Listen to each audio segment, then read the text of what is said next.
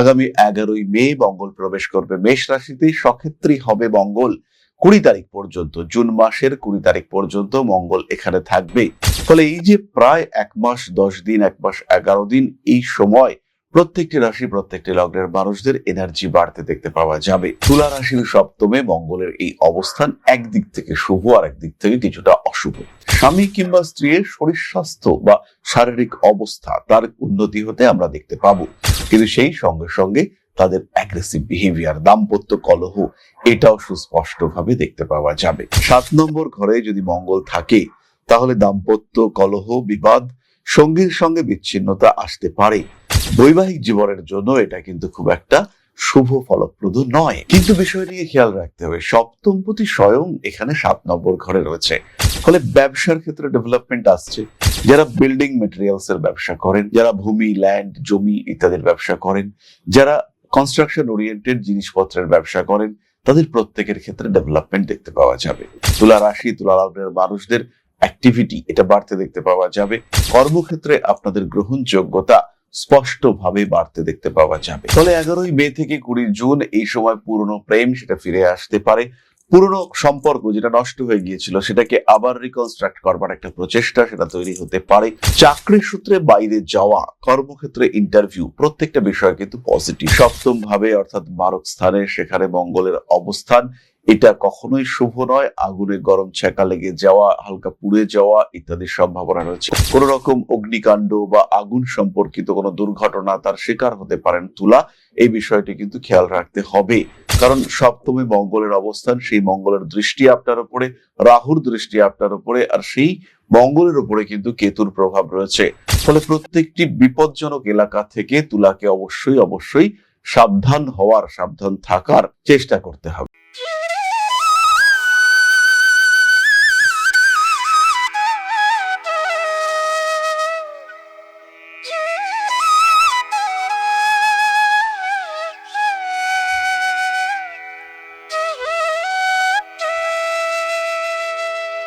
নমস্কার, Rishibani institute of Vedic অ্যাস্ট্রোলজির পক্ষ থেকে স্বাগত জানাই আজকের জ্যোতিষ আলোচনায়। আমি শান্তনু আপনাদের সঙ্গে, এবং আলোচ্য বিষয় হলো মঙ্গলের সঞ্চার। আগামী 11ই মে মঙ্গল প্রবেশ করবে মেষ রাশিতে। সক্ষেত্রী হবে মঙ্গল 20 তারিখ পর্যন্ত, জুন মাসের 20 তারিখ পর্যন্ত মঙ্গল এখানে থাকবে।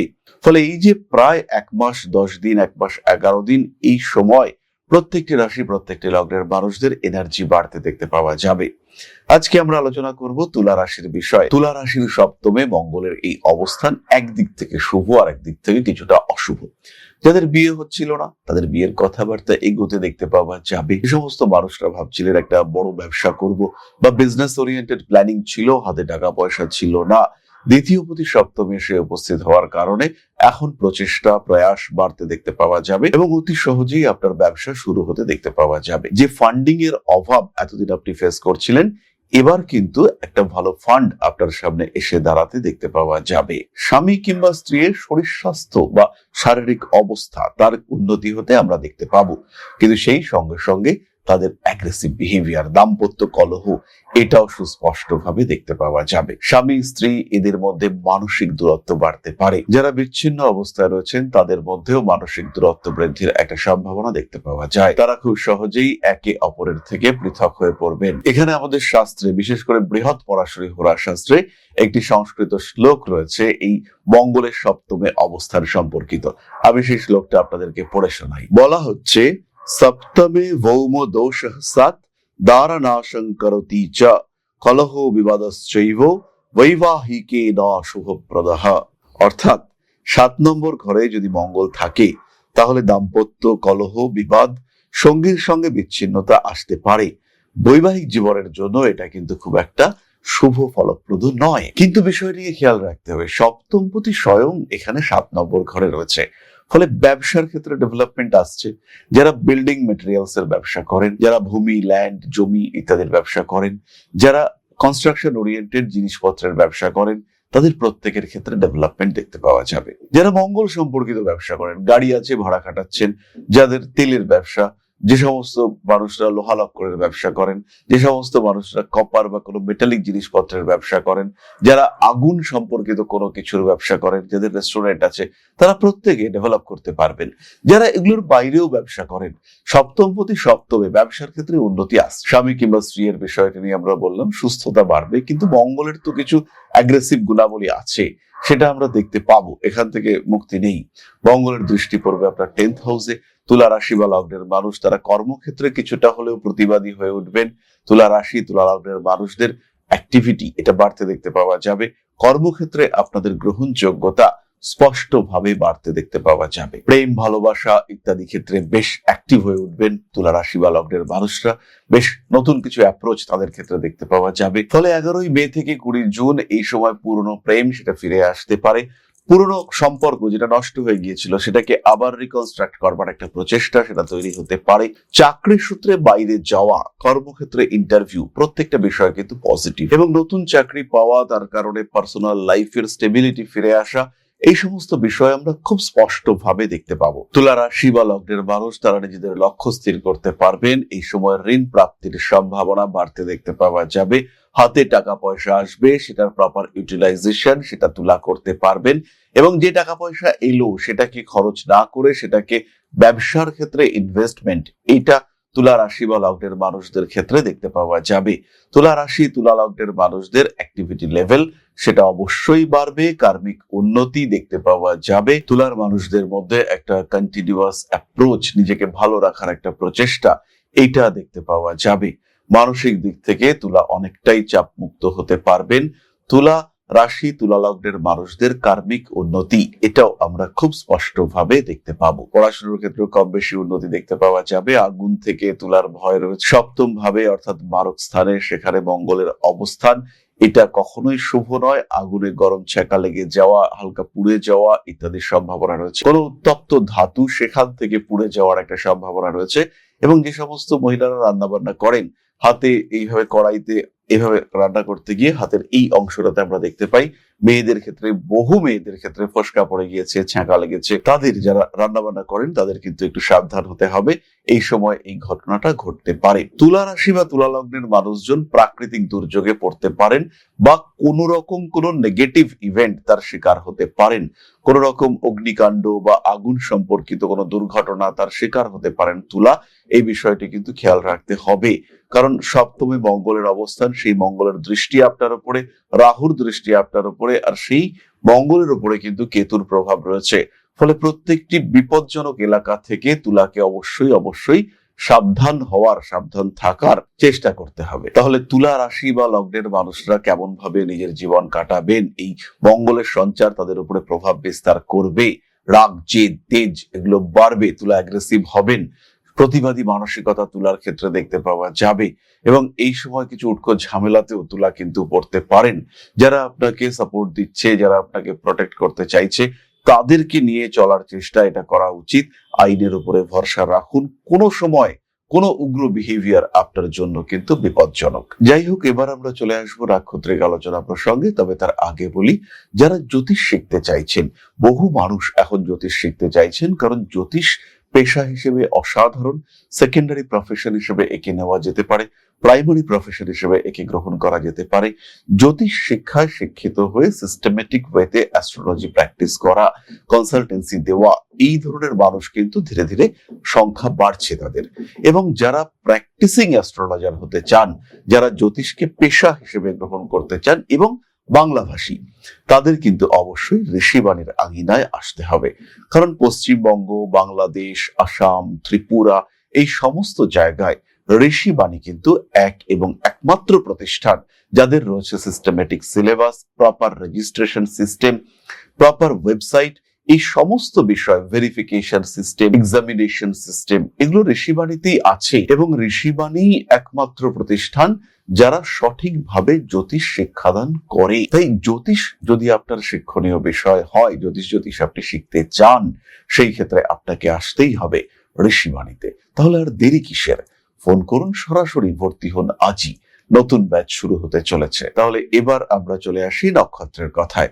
তুলা রাশির প্রথম নক্ষত্র চিত্রা। 11ই মে থেকে 20 জুন চিত্রা নক্ষত্রের মানুষদের জীবনে বিশেষ করে কর্মক্ষেত্রে নতুন সুযোগ আসতে চলেছে। ধাপে ধাপে নিজের লক্ষ্যের দিকে এগিয়ে যাওয়ার প্রচেষ্টা সৃষ্টি হতে দেখতে পাওয়া যাবে। প্রেমিক কিংবা প্রেমিকার সঙ্গে অ্যাটাচমেন্ট এটা বাড়তে দেখতে পাওয়া যাবে। রিলেশনশিপ ম্যানেজমেন্টের ক্ষেত্রে কিছু গন্ডগোল সৃষ্টি হতে পারে। মানসিক চাপের কারণে কোনো সময় চিত্রা ওভার রিয়াক্ট করে ফেলতে পারেন। আগুন থেকে সাবধানে থাকবেন। উচ্চশিক্ষায় উন্নতির সংযোগ রয়েছে। ব্যবসা অবশ্যই ভালো হবে চিত্রা নক্ষত্রের মানুষদের। মঙ্গলের সঞ্চার আপনাদের জন্য ভীষণ ভীষণ পজিটিভ। 11ই মে থেকে 20 জুন স্বাতি নক্ষত্রের মানুষদের এই মঙ্গলের সঞ্চারের কারণে অর্থভাগ্য বেটার হতে চলেছে। বাড়িতে কিছু অদ্ভুত পরিবর্তন, কিছু অস্থিরতা সৃষ্টি হতে পারে। সামান্য পেটের সমস্যা, ইনডাইজেশন ইত্যাদির কারণে কষ্টপ্রাপ্ত হতে পারে। স্বাতি নক্ষত্রের মানুষদের কিছু রেসপন্সিবিলিটি বাড়তে দেখতে পাওয়া যাবে। সেই সঙ্গে সঙ্গে বাড়ি পরিবর্তনের চিন্তা চেষ্টা সেটাও পরিলক্ষিত হতে পারে। মানসিক দিক থেকে কোনো সময় চাপ সৃষ্টির সম্ভাবনা দেখতে পাওয়া যাবে। পারিবারিক ক্ষেত্রে কিছু অশান্তি প্রকট হয়ে উঠবার সংযোগ দেখতে পাওয়া যায়। ধাপে ধাপে নিজের লক্ষ্যমাত্রা স্থির করতে হবে। বন্ধু বান্ধব বাড়বে। সোশ্যাল মিডিয়ায় আপনার জনপ্রিয়তা এটাও বাড়তে দেখতে পাওয়া যাবে। প্রত্যেকটি ক্ষেত্রে কিছু কাজকর্মের সুযোগ সেটা বার করে নেওয়ার চেষ্টা এটা করতে হবে। অনৈতিক কাজকর্ম থেকে দূরে সরে থাকতে হবে। পুলিশের ঝামেলা, আইনি অশান্তি সেগুলো কিন্তু আপনাকে ভোগাতে পারে। কোনো সময় চোখের সমস্যার কারণে কষ্টপ্রাপ্ত হতে পারে। নিজের লক্ষ্যমাত্রা স্থির করবার চেষ্টা করতে হবে। শারীরিক দিক থেকে অনেক বেশি যত্নশীল হওয়ার চেষ্টা অবশ্যই আপনাকে করতে হবে। 11ই মে থেকে 20 জুন বিশাখা নক্ষত্রের মানুষদের কর্মক্ষমতা বাড়তে দেখতে পাওয়া যাবে। তবে তাদের আঘাত প্রাপ্তির সম্ভাবনা এটাও রয়েছে। হঠকারিতা, চটজলদি সিদ্ধান্ত নেওয়ার প্রবণতা এগুলো বন্ধ রাখতে হবে। যাই করুন না কেন যথেষ্ট ভাবনা চিন্তা করতে হবে। যারা ব্যবসা করছেন তাদের কাছে কিছু সুযোগের খবর আসবে। সেইখানে কিন্তু প্রতারিত হওয়ার একটা সম্ভাবনা রয়েছে। প্রত্যেকটি টাকা পয়সা দেওয়া এই ক্ষেত্রে খুব সাবধানতা অবলম্বন করতে হবে, বুঝতে হবে, জাজ করতে হবে, অ্যানালাইটিক্যাল হতে হবে। তখনই কিন্তু আপনি অর্থনৈতিক ক্ষেত্রে বা অন্যান্য ক্ষেত্রে ডেভেলপ করতে পারবেন। কোনো সময় যান্ত্রিক গোলযোগের শিকার হতে পারেন বিশাখা নক্ষত্রের মানুষরা। তবে ওভারঅল সময়টা কিন্তু মারাত্মক যে খারাপ তা কখনোই নয়। শরীরের দিকে যত্ন রাখুন, প্রত্যেকটি কাজ গুছিয়ে করার চেষ্টা করুন। আর একটি বিষয় খেয়াল রাখবেন, এই সময় কিন্তু কোনো গুরুত্বপূর্ণ বিষয় ভুলে যেতে পারেন। সেই ভুলে যাওয়া বিষয়গুলি যাতে আপনাকে ডিস্টার্ব করতে না পারে তার জন্য আপনাকে সচেতন থাকতে হবে এবং কাজকর্মগুলি ঠিকঠাক করবার চেষ্টা করতে হবে। দরকার হলে পরে এগুলিকে লিখে রাখা যেতে পারে। তাহলে এবার চলে আসি প্রতিকারের কথায়। তুলা রাশি বা লগ্নের মানুষরা ধারণ করবেন 6 মুখী রুদ্রাক্ষ। বিশেষ করে যারা হেলথ এবং ফাইন্যান্সিয়াল ইস্যু নিয়ে দুশ্চিন্তা করছেন তাদের অবশ্যই এই 6 মুখী রুদ্রাক্ষের ধারণ করা উচিত। প্রত্যেকটি কাজ সিস্টেমেটিক ওয়েতে করুন। মহামৃত্যুঞ্জয় মন্ত্রের পাঠ করুন। কোনো সমস্যা আপনাকে স্পর্শ করবে না, আপনি খুব ভালো থাকতে পারবেন। তাহলে এবার আমরা চলে আসবো আলোচনার পরবর্তী পর্যায়ে, অর্থাৎ আপনাদের প্রশ্নে জ্যোতিষের উত্তর। তবে তার আগে একটি ছোট্ট বিষয় আপনাদের সঙ্গে শেয়ার করতে চাইব। জ্যোতিষশাস্ত্র এমন একটা শাস্ত্র যেটা আপনার জীবন, আপনার ভাগ্য, আপনার অবস্থান, আপনার চিন্তাধারা, আপনার জীবন দর্শন প্রত্যেকটাকে বদলে দিতে পারে। প্রত্যেকটি ক্ষেত্রে আপনার ব্যর্থতাকে সরিয়ে রেখে সাফল্যের মুখ দেখাতে পারে এই শাস্ত্র। আর এখন Rishibani institute of Vedic astrology শিক্ষা এবং জ্যোতিষ চর্চা দুটো নিয়েই উপস্থিত আগরতলা এবং দুর্গাপুরে। উত্তর এবং দক্ষিণ কলকাতার সঙ্গে সঙ্গে সরাসরি আমাদের সঙ্গে আপনি সাক্ষাৎ করতে পারবেন এবার থেকে আগরতলা এবং দুর্গাপুরেও। তাই যখন জীবনে প্রতিকূলতা বারবার আপনাকে ধাক্কা দিচ্ছে, যখন আপনার অগ্রগতি বিভিন্ন ক্ষেত্রে বাধাপ্রাপ্ত হচ্ছে, আপনার এগিয়ে চলার পথ যখন প্রতিবন্ধকতা প্রতিকূলতায় পূর্ণ হয়েছে, সেই সময় আপনার পরামর্শ নিতে হবে একজন সঠিক জ্যোতিষ বন্ধুর। আর যখন আপনি সঠিক জ্যোতিষ বন্ধু খুঁজতে চাইছেন তখন ঋষিবাণী রয়েছে আপনার সামনে। ম্যাজিক নয়, লজিকে বিশ্বাস করে ঋষিবাণী। খেয়াল রাখতে হবে প্রত্যেকটা মানুষের একটা নির্দিষ্ট আধার রয়েছে, তারা একটা লেভেল পর্যন্ত অ্যাচিভ করতে পারে। প্রত্যেকটা মানুষের জীবনে কিছু কর্ম রয়েছে, সেই লেভেলকে পুরোপুরি অ্যাচিভ করবার জন্য, আপনার প্রাপ্তিকে সম্পূর্ণ করবার জন্য অবশ্যই জ্যোতিষ আপনাকে সাহায্য করবে। এরকম কখনোই নয় যে আপনাকে কোটি কোটি কোটি কোটি টাকা দিতে পারে জ্যোতিষ, কিন্তু যতটুকু আপনার প্রাপ্তির যোগ রয়েছে, যতটুকু আপনার ক্ষমতা, সেটুকুকে পুরোপুরি প্রাপ্তিতে সাহায্য করবে এই জ্যোতিষ শাস্ত্র। তাই আর দেরি নয়। হতে পারে আপনি দুর্গাপুরে থাকেন, হতে পারে আপনি পশ্চিমবঙ্গের পশ্চিমাংশে থাকেন, অথবা আপনি নর্থ ইস্টের একজন বাসিন্দা। সেই ক্ষেত্রে সরাসরি যোগাযোগ করুন, কারণ এখন আমরা থাকছি আপনার শহর আগরতলায় এবং আপনার শহর দুর্গাপুরেও।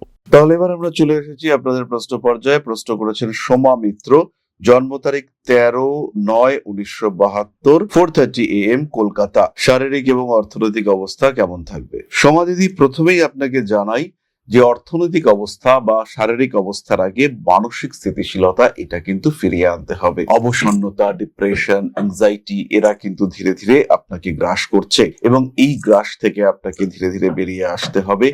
সুস্থ থাকার চেষ্টা এটা অবশ্যই করতে হবে। জীবনের সমস্যা যাই আসুক না কেন, অস্থিরতা যেদিক থেকেই আসুক না কেন, নিজেকে ভালো রাখার চেষ্টা এটা অবশ্যই আপনাকে করতে হবে। এবং তার সঙ্গে সঙ্গে অর্থনৈতিক অবস্থা যে খুব ভালো থাকছে তা কিন্তু নয়, কিন্তু শারীরিক অবস্থা আপনি চাইলে সম্পূর্ণ সুস্থ হয়ে উঠতে পারেন। কিছুটা বোন ওরিয়েন্টেড ইস্যু, কিছুটা টুকটাক হেলথ ইস্যু সেটা আপনাকে ভোগাবে। আর অর্থনৈতিক অবস্থার ক্ষেত্রে বলি, বর্তমান দশা আপনার ফিনান্সিয়ালি আপনাকে সাপোর্ট করছে না, তার কারণে সেভিংস এর দিকে আপনাকে অবশ্যই নজর দিতে হবে আর যতটা সম্ভব দ্রুত সেভিংস বাড়ানোর চেষ্টা করতে হবে। সেই ক্ষেত্রে আপনি কিছুটা ভালো থাকবেন। তাহলে আজকের আলোচনা আমরা আর দীর্ঘায়িত করব না। সবাই সুস্থ থাকুন, ভালো থাকুন। মা শ্রী শ্রী আদিশক্তির পূর্ণ আশীর্বাদ বর্ষিত হোক আপনাদের উপর। সমৃদ্ধ, আরো সমৃদ্ধ হয়ে উঠুক আপনাদের জীবন। জয় মা আদিশক্তি। নমস্কার।